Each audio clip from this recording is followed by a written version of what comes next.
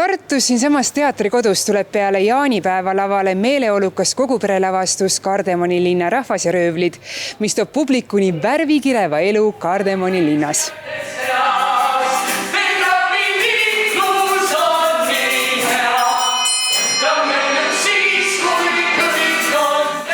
Ja see on tohutult energiline lavastus, et siin on väga palju kiireid tegevuskohtade vahetusi, väga palju kiireid tegelaste vahetusi.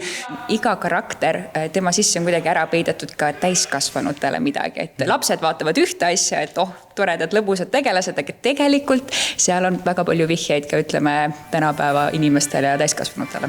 Et kuna ta on nii-öelda koguperelavastus, siis ma ütlen, et siin tõesti on huumorit, siin on laulu, siin on tantsu nii 4-aastasele kui ka ma ütlen 44-aastasele.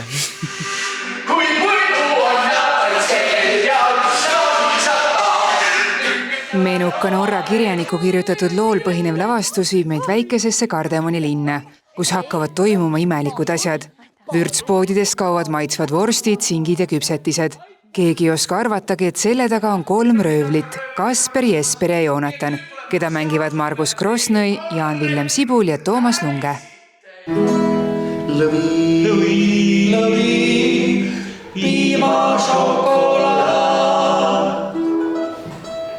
Kaasa teevad ka noored tõusvad tähed Gloria Raudjärv. Mina mängin pillivalssi ja ka trilli 1 ja 2 ja 3 ja 1 ja 2 ja 3. Ja Karmen Mai Karus. Ei võrriku ole ta harva kaarista.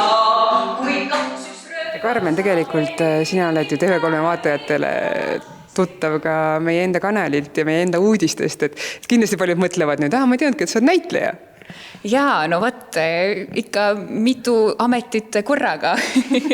Et selles suhtes on nagu tore teha ühte, vahepeal teist asja, et selline vaheldus käib ju elu juurde, aga muideks ilma teemat on sisse põimitud ka sellesse lavastusse.